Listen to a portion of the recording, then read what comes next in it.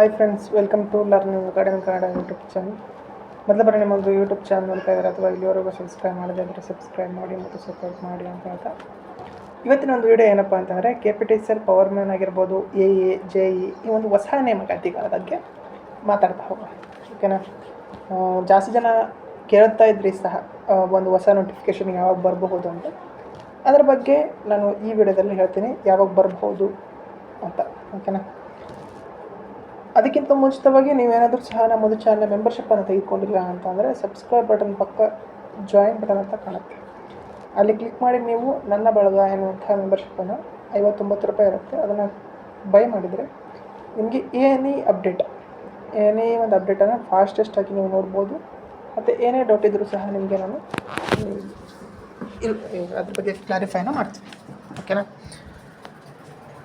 ಇವತ್ತಿನ ವಿಡಿಯೋದಲ್ಲಿ KPTCL power man JE ಒಂದು ಹುದ್ದೆಗಳ ನೋಟಿಫಿಕೇಷನ್ ಯಾವಾಗ ಬರಬಹುದು ಅಂತ ನೋಡೋದಾದರೆ, ಮೊದಲಾಗಿ ಬಂದ್ಬಿಟ್ಟು ಸ್ನೇಹಿತರೆ,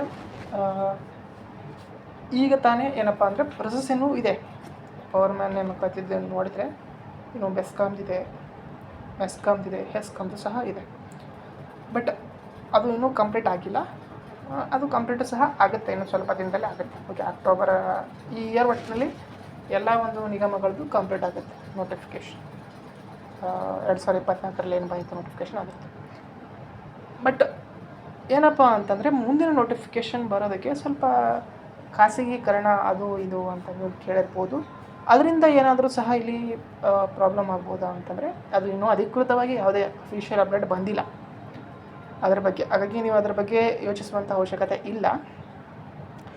ಈಗ ಮುಂದೆ ನೋಟಿಫಿಕೇಷನ್ ಬರ್ಬೋದಾ ಅಂತಂದರೆ, ನೀವು 2025ರಲ್ಲಿ ನೀವು ಗಮನಿಸಿದ್ರೆ ಗೊತ್ತಾಗುತ್ತೆ. 6,000 ಪವರ್ ಮ್ಯಾನ್ ನೇಮಕಾತಿಯನ್ನು ನಾವು 90 ದಿನದಲ್ಲಿ ಮಾಡ್ಕೊತೀವಿ ಅಂತ ಹೇಳಿದರು ಸಚಿವರು. ಬಟ್ ಅದು ಆಗಲೇ ಇಲ್ಲ. ಬಟ್ ಮುಂದೆ ಹುದ್ದೆಗಳು ಸಹ ಜಾಸ್ತಿ ಖಾಲಿ ಇವೆ. ನೀವು ಅಧಿವೇಶನದಲ್ಲಿ ನೀವು ಗಮನಿಸಿದರೆ ಒಂದು ಸಾರಿ ನಿಮಗೆ ಡೀಟೇಲಾಗಿ ಒಂದು ವಿಡಿಯೋನೂ ಮಾಡಿದ್ದೆ ನಾನು. ಸರಿಸುಮಾರು 30,000ಕ್ಕೂ ಹೆಚ್ಚು ಹುದ್ದೆಗಳು ಈ ಒಂದು KPTCLನಲ್ಲಿ ಎಲ್ಲ ಎಸ್ಕಾಮ್ಗಳಲ್ಲಿ ಖಾಲಿ ಇವೆ ಅಂತೇಳಿ. ಓಕೆ, ಆ 30,000 ಬರೀ ಪವರ್ ಮ್ಯಾನ್ ಅಲ್ಲ, ಎಲ್ಲ AE JE ಇನ್ನಿತರ ಹುದ್ದೆಗಳು ಸೇರಿ 32,000 ಹುದ್ದೆಗಳು ಖಾಲಿ ಇವೆ ಅಂತ. ಓಕೆ, ಅದರಲ್ಲಿ ಸ್ನೇಹಿತರೆ ಟೋಟಲಾಗಿ ನಿಮಗೆ ಪವರ್ ಮ್ಯಾನ್ ಒಂದು 6ರಿಂದ 7,000 ಅಥವಾ 9,000 ಹುದ್ದೆಗಳಿರ್ಬೋದು.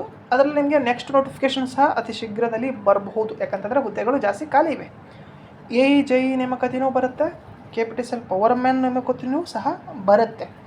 ಯಾವಾಗ ಬರುತ್ತೆ ಅಂತಂತಂದಾಗ ಈ ಇಯರು ಬರುವಂಥ ಸಾಧ್ಯತೆ ಇದೆ ಸ್ನೇಹಿತರೆ. ಬಟ್ 100% ಬರುತ್ತೆ ಎಂಬ ಒಂದು ಚಾನ್ಸಸ್ ಕಾಣ್ತಾ ಇಲ್ಲ.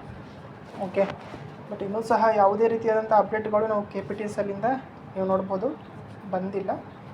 ಬಟ್ ನನ್ನ ಒಂದು ಅಭಿಪ್ರಾಯದ ಪ್ರಕಾರ ನಿಮ್ಮ ಒಂದು ನೋಟಿಫಿಕೇಷನ್ ಬಂದುಬಿಟ್ಟು ಸರಿಸುಮಾರು ಯಾವಾಗ ಬರುತ್ತೆ ಅಂತಂತಂದರೆ,